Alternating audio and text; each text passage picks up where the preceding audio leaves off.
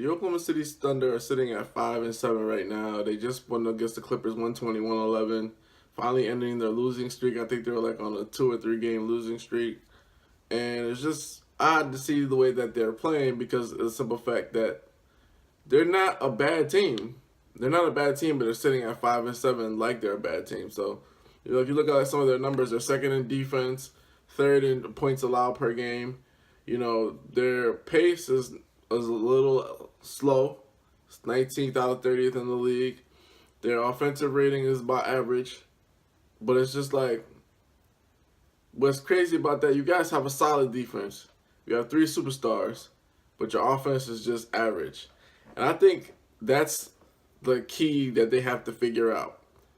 How to play a team concept of basketball. This is why Kevin Durant left the Oklahoma City Thunder. It was always a situation where one guy goes one-on-one, either Kevin Durant or Russell Westbrook. Kevin Durant, Russell Westbrook, or sometimes waiters.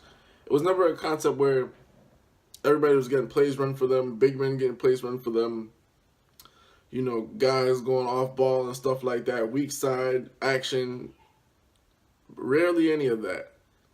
So Kevin Durant leaves. Westbrook, suffers that whole. The MVP year was a great year, but he was also like a sacrificial lamb because he sacrificed everything to stay there. Sam Presti brings everybody in there, which is Melo and Paul George. And now you have help, but it's like the help is not the help. It's like a help is a hindrance because you have 3 guys that love to get the ball in isolation situations. When you watch them play, it's never like the guys run the play and then Melo's wide open. It's always like a rebound, then Melo gets a 3, or it's a broken play and then Paul George gets a 3. It's never like a set play where these guys are getting wide open shots. They're making tough shots, they're taking tough shots, and it's consistent because and it shows because their offense is average. They're averaging about 21 assists per game, which is not that great. If you have that much talent, you have 3 guys that could draw a double team, your assists should be higher. You should be averaging more assists. The ball movement should be crisper. And I know these guys are just learning each other, but Melo, Westbrook played over the summer, and these guys are 3 superstars. And I don't want to compare it to a situation where like LeBron went to Miami because that was a whole another situation. Because if you looked at the way that LeBron played, it was very similar to Dwayne Wade. If you look at the way that Russell Westbrook plays, Carmelo plays, and Paul George plays, it's like 3 different styles. Westbrook is 100 miles an hour. Carmelo is, I like to shoot jumpers, and I like to sometimes I like to post up.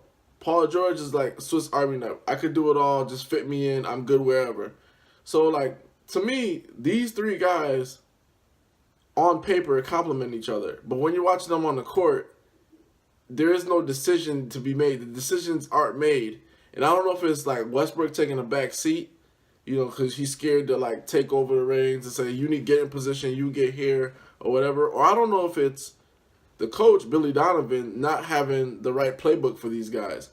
They should be running some kind of motion offense or stealing some playbooks out of the Spurs. They have too much talent on that court to be just playing average on the offensive end. And it doesn't make sense, and it's not great for them. And I know Russell Westbrook is probably second-guessing his decision to sign the extension right now. It's still early, but 5-7 for a team like this, losing to like the Nuggets. They lost to teams where they've had leads, and these are like scrub teams, and the teams come back and beat them. Lose to like Pacers, they just lose to random teams. Like just like these teams that they should have no business losing to. Like 1 game you get it. 2 games is like 3 games is like, come on, man. Like what's really going on? And even though defensively they're solid, they're ranked second, you see sometimes where Melo gets exposed on the defensive end, or sometimes Westbrook loses his head on the swivel and he doesn't pay attention to his man, gets beat back door. So these are some of the things that they got to clean up. I think that Billy Donovan has to get them to buy into the team concept, not into the give me the ball, clear out concept, because that doesn't win in the NBA anymore. That stuff like that doesn't win. that 1-2 punch that you go, I go, that doesn't win. That doesn't win. It hasn't won in almost, I want to say, 10 years. Even like when the Cavs won the championship and LeBron was going off and Kyrie was going off, they had other guys that gave them a push. And it was because they were in set plays for those guys.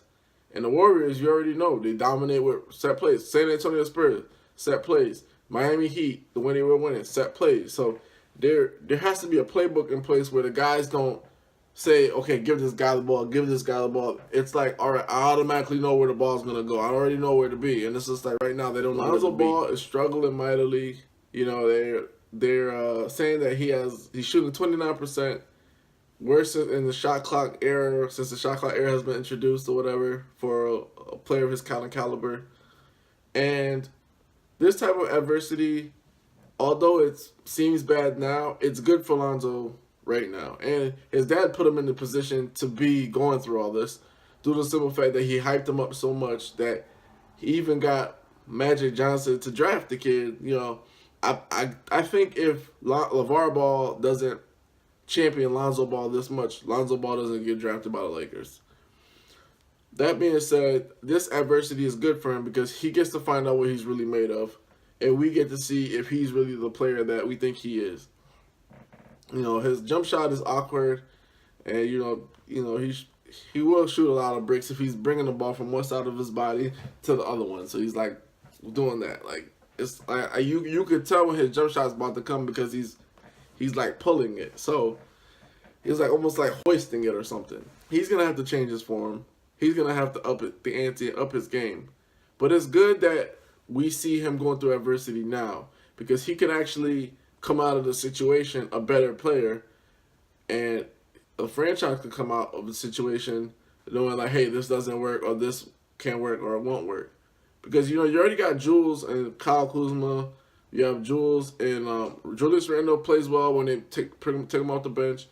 You have Ingram who really play really well. So you have guys that can play well. So if Lonzo Ball is a bust, you're not at the mercy of Lonzo Ball. Like you have young talent you've been building up to this point. So it's good that he's going through this right now because I feel like if he played well now and then he started tapering off later, that would be worse. It's good to see him going through all the adversity now because now we already know what's going on with him. We see exactly what it is with him. Like, you know, we can see, okay, he has deficiencies here and there. Like, it's good to be weak now because you could build yourself up later. But if you start off strong and then you get weaker, your foundation is basically crumbling. So if you have a weak foundation, and then you are able to fix your error, fix your flaws, and get stronger and stronger, that's better than starting out strong and then just tapering off. That's what happens to a lot of superstars. You know, either they get hurt by injury or you know, they start out really hard, really strong, great players, and all of a sudden something happens where they're just no longer effective. Either it's injury or they just stop playing. They just stop playing well. And, you know, players come like a flash of light in the NBA, so it's hard to be consistent. So I would rather see Lonzo Ball struggle now and then become consistently a great player than have him, you know, have flashes like Ben Simmons, and if you know later on Ben Simmons doesn't play well or he gets injured, it's like, damn, like what happened? So I have no problems with him struggling. I never believed him to be the savior for the Los Angeles Lakers. He can't save anything. This is a whole rebuilding process. It's gonna take years to rebuild. So we'll see how that goes. I think we need to basically leave Lonzo alone. I've always been saying this, but the fact that his dad championed him so much, hyped him up so much, it put a target on his back. So every time he plays against somebody, these guys go extra hard against Lonzo. They're like, all right, you're supposed to be that guy. Watch what happens. So John Wall plays him. You know, all these other point guards get at him. They're trying to rip his head off, trying to make him see what it's like to be an NBA player extra because of his dad. It has nothing to do with him. He doesn't talk shit. He doesn't rile anybody up. It has everything to do with his dad.